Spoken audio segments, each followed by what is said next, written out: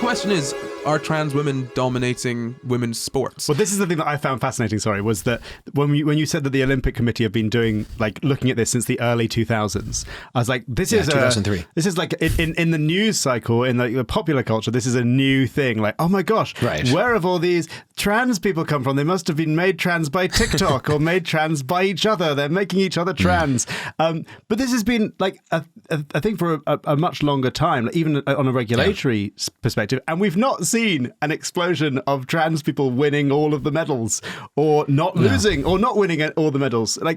It's absolutely insane to think it's been going on for that long. The first thing I always ask people when they start to argue with me about trans women and women's sports is I say, please name for me at least 3 trans women who've won a national or international competition. Most people can't. Most people cannot name 3 trans women. There are more than 3. There are about 20 trans women who have won a national or international competition in the history of recorded sports. Yeah. Okay, 20. I've actually got the list of them right here in front of me. It's okay, so maybe you could name them. But if you haven't looked it up off the top of your mind, you couldn't name them, right? And most people can. Most people can't even name Leah Thomas, who is the most famous trans woman who's competed in a women's sport. Most people can't name her. And you know how I know? Because they'll say, what do you think about that swimmer? Or I think she was a swimmer. And they can't even name her sport. And yet trans women are dominating. But if they were dominating, mad. You would be able to name.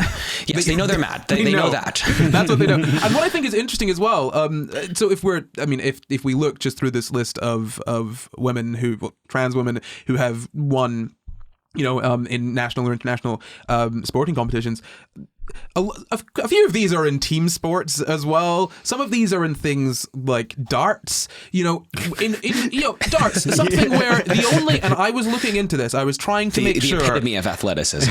Look, I want to be really fair to everyone involved, and I don't want to be fair to everyone involved. Screw turfs. I want to respect the fact. So I was like, okay, let me just see if there's a blind spot that I have that means that this group of people may be better than that group of people at darts. Something where I would imagine gender, sex is not really a factor.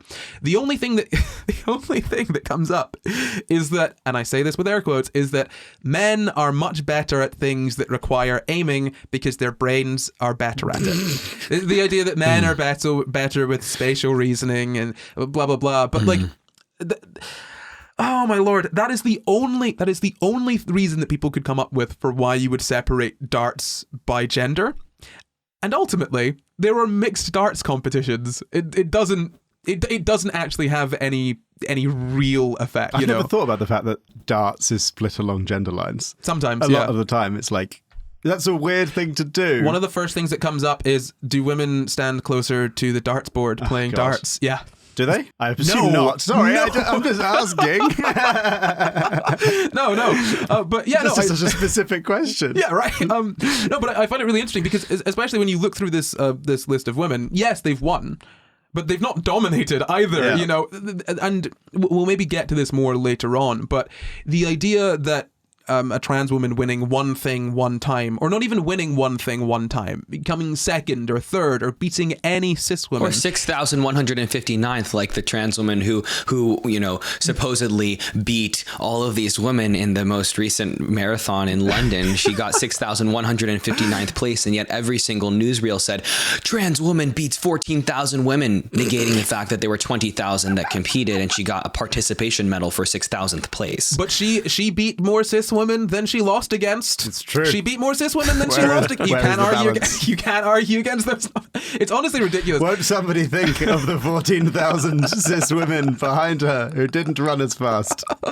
It's so interesting to me because I keep saying it's interesting to me, and I don't want to make it seem as though I'm not aware that this is genuinely something that it affects people very deeply. It doesn't need to affect my life. If I wanted to, I could just stop caring about all of this. I could stop looking at it. I could go and live my life. I have that privilege. Other people don't have that privilege. And I want to be clear that when I say I find this interesting, that's not from a point of view where I'm like, oh, this is really I respect that this is something that deeply affects a number of people and they don't have the privilege to just sort of walk away from it if they choose. But it is interesting to me that, the women that complain about trans women beating them never ever complain about any other woman beating them, any cis women beating them who are taller than them or are stronger than them or have any other physical advantage over them. It's always trans women having a physical advantage over them, even if that trans woman doesn't have, you know, an apparent advantage over the other cis woman that, you know, beat them. You know, it's very evident that when you look into any of this, that the issue is not about physical, biological, or, again, quotes, sex-based advantage. It's about someone being trans and that being a bit icky for certain people. A couple major points. The first is that largely the people driving the legislation against these trans women in women's sports are actually men. Oh, right? yeah. So we need to like name that. You said women who are complaining about them. And yes, there are women, but a lot of this is strangely driven by men, of course, cis men, and of course, usually white cis men.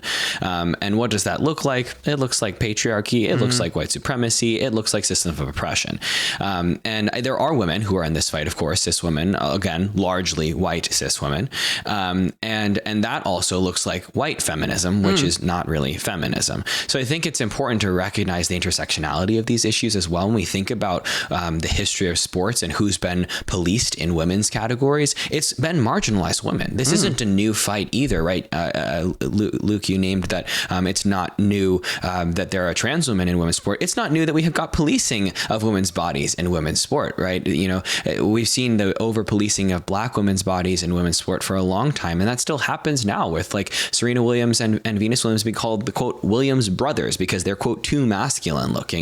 Simone Biles has experienced the same thing. Sha'Carri Richard has experienced the same thing, right? This is like a consistent issue. So when we think about which women have been easily included into the women's category, it's white women, it's thin women, it's quote feminine women, it's who fits this image of womanhood, and that's where actually in many ways, Corey, you mentioned this doesn't affect you directly, and I appreciate you recognizing the privilege, and I think that transphobia does affect all of us directly, especially if we consider the policing of people's bodies anywhere. And what I've said often is we need to remember that the policing of a trans woman in the women's category is policing of all women in the women's category, because in order to exclude those trans women, you have to know which ones are trans. And therefore you have to define womanhood in this very, very narrow category and then police anybody who's not there. And we've already seen cis girls being accused of being trans as a result of these new legislation. Yeah, and then having to go through, I mean, and again, a lot of this comes from, and I want to be clear as well, just quickly, what I was saying, sort of women complaining about this, absolutely understand it is cis men, white cis men primarily pushing this. I'm talking specifically about the athletes who, you know, hop onto this and come out against trans women that have placed higher than them in competition. But no, I you know, a lot of this comes from the view of protecting women and girls, and if you're the way that you protect women and girls results in women and girls being subjected to sex testing or being subjected to, you know, changing their hormone balance for an extended period of time. Who are you actually protecting women and girls? I don't think you are. Well, you can see like the very clear hypocrisy as well, where they'll say, let's protect, they'll say like, we believe, and some of them have departed from this and now are just calling trans women men. That's also happening. But there are people who are trying to toe this line, and they'll be like, no, I affirm trans women. And I see, for example, Leah Thomas as a woman, but we need to protect women in women's sports. And there's immediately like the hypocrisy there where they're implying that, you know, Leah is not a woman. And so I think people also, your point of the fact that people feel sort of quote icky about trans people, that is the driving factor. Absolutely. And no matter how many times they say it's feminism or protecting women or quote, it's just about fairness, it's not. It is about trying to erase trans people.